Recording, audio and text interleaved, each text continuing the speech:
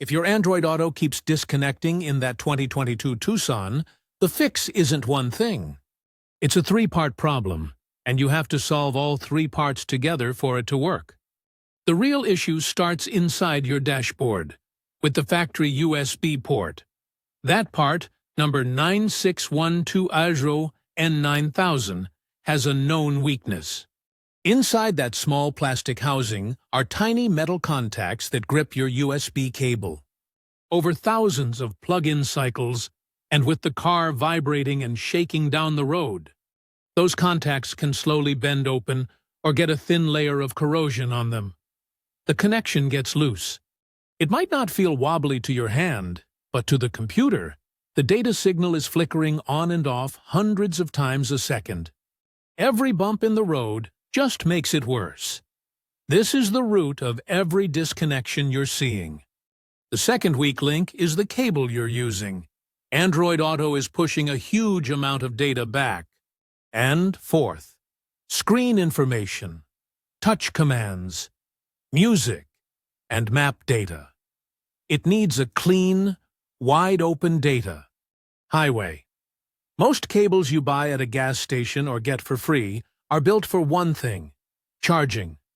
They have thick wires for power, but the data wires inside are often thin, unshielded, and poorly made.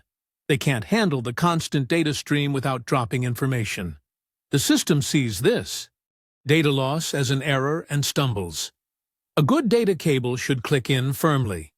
A cheap charging cable often feels soft or mushy when you plug it in. The final piece of this puzzle is your phone's software. Both Samsung and Google phones have aggressive battery-saving features built in. Their job is to constantly scan for apps that seem unstable or are using a lot of power. The moment your phone sees the data signal flicker from that weak port and cheap cable, the battery optimization software makes a decision. It thinks the Android Auto app has crashed or frozen, so it kills the process to save your battery. It's trying to be helpful, but it's what's actually pulling the plug on your connection every single time. So here's the complete permanent fix.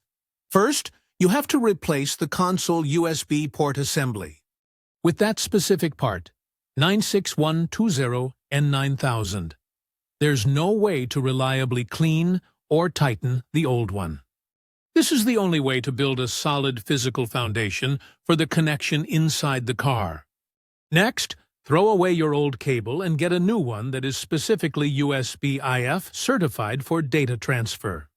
Look for a rating of 10 gigabits per second on the box. Don't get a long one. Keep the cable to 3 feet or less. A shorter path means a cleaner, stronger signal with less chance for interference. Finally, you need to adjust your phone's settings. Go into your main settings menu, find your list of apps, and locate Android Auto. Tap on it, go to its battery settings, and change the permission from optimized to unrestricted. Do the exact same thing for Google Maps and whatever music app you use, like Spotify. This explicitly tells your phone's software to never, ever shut these apps down, no matter what the data connection looks like. If you skip any one of these steps, the port, the cable, or the phone settings, the random disconnects will eventually come back. They all have to be fixed together. Start with the easiest part and check your phone's settings right now.